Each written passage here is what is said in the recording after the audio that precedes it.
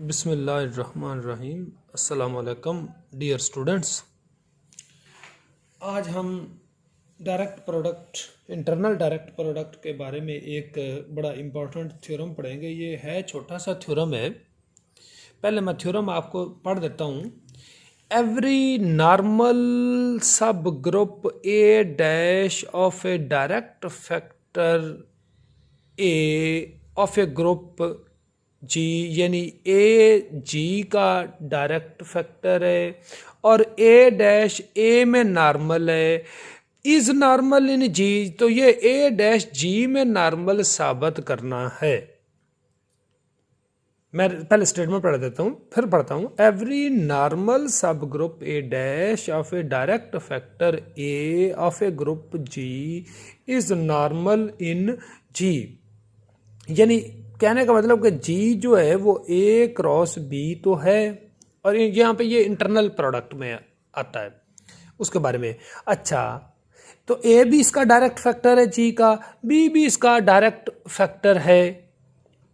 और दूसरा नंबर पे यहाँ पे जो गिवन है कि ए डैश एवरी नॉर्मल सब ग्रुप, यानी ए डैश नॉर्मल है किसका है, ए का है, इज नॉर्मल इन ए। ये गिवन है आपको, ये स्टेटमेंट जरूर पढ़े। Every normal subgroup A dash of direct factor A. अगर मैं यहाँ तक स्टॉप करता हूँ तो ये आपको समझ आ जाना चाहिए कि यहाँ पे ये ए डैश इसमें है। तो आप ये मैं आपको अगर ये गिवन है तो इसका ये मतलब हुआ कि अगर ए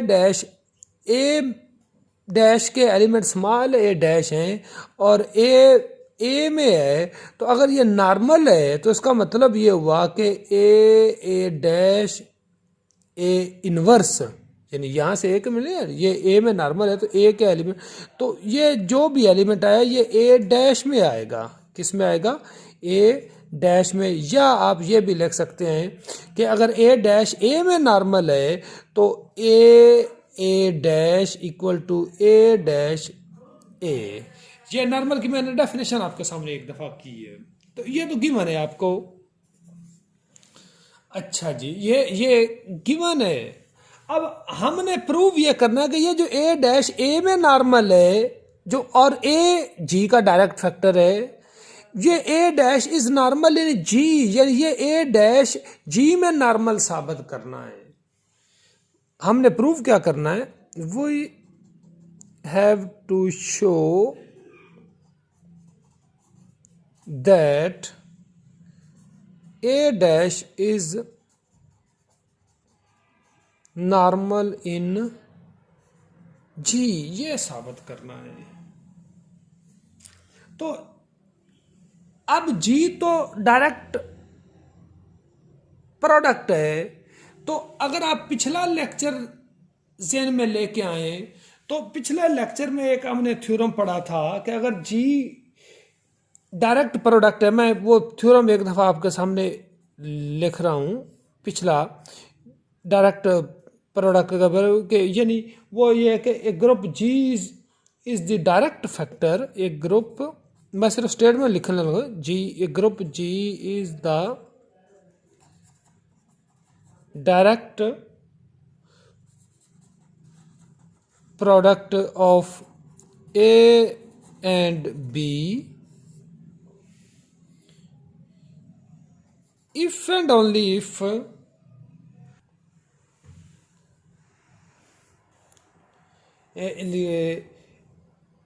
नंबर 1 हमने पढ़ा था कि ईच एलिमेंट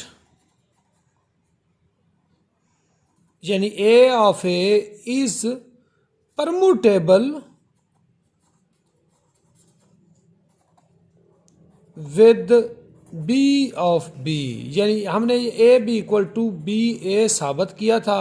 और इसका दूसरा हिस्सा इसी थ्योरम का था कि जी का जो हर एलिमेंट है, यानी जी बिलोंग्स टू जी, तो जी जो वो ए बी की फॉर्म में है। ये पिछला थ्योरम, आप मेरा पिछला लेक्चर ज़रा पढ़ेंगे। और ए इंटरसेक्शन बी आपको पता है कि वो ई बी था,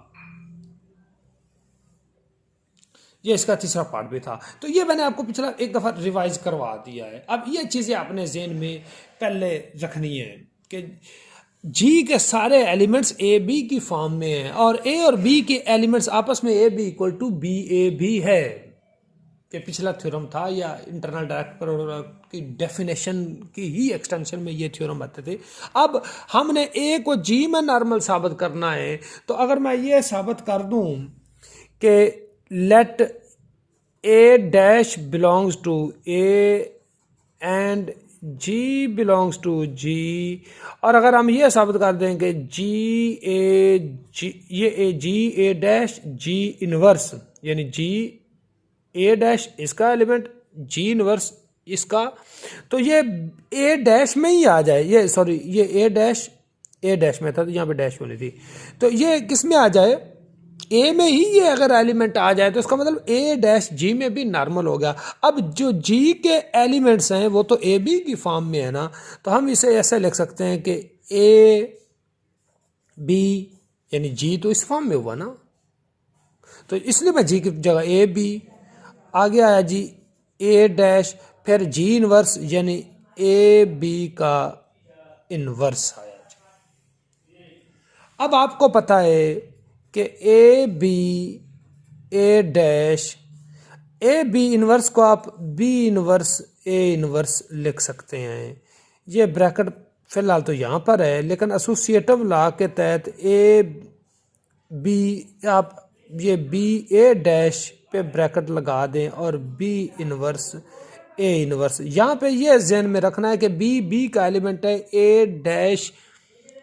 ए डैश का एलिमेंट, अगर ए डैश का एलिमेंट है तो ये ऑटोमेटिकली ए का बी एलिमेंट है, यानी ये बी का एलिमेंट है, ये ए का एलिमेंट है। पिछले थ्योरम में हमने प्रूव किया था कि ए और बी के एलिमेंट आपस में कम्यूट भी करते हैं, तो A B equal to B A, तो यहाँ पे आप ये लिख सकते हैं कि ए बी ए डैश की जगह ए डैश पहले और बी इधर, यहाँ पे B inverse A inverse B है।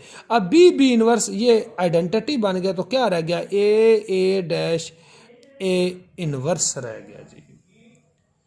क्या रह गया, ए डैश ए इनवर्स, यानी इसका मतलब कि अगर ए डैश ए इनवर्स है तो ये तो दिया हुआ था ना कि ए इसमें नॉर्मल है, तो इसका मतलब ये ए डैश में है, तो ये किस में आया जी, ए डैश में। तो इसका मतलब ये हुआ कि जी ए डैश जी इनवर्स ये भी ए डैश में आ गया, तो इसका मतलब ये हुआ, जी आपने जी से लिया, तो इसका मतलब ये हुआ कि जो ए डैश है इज नॉर्मल इन जी, या आप ऐसे भी लिख सकते हैं कि A dash is normal in G. तो यही हमने साबित करना था एज रिक्वायर्ड।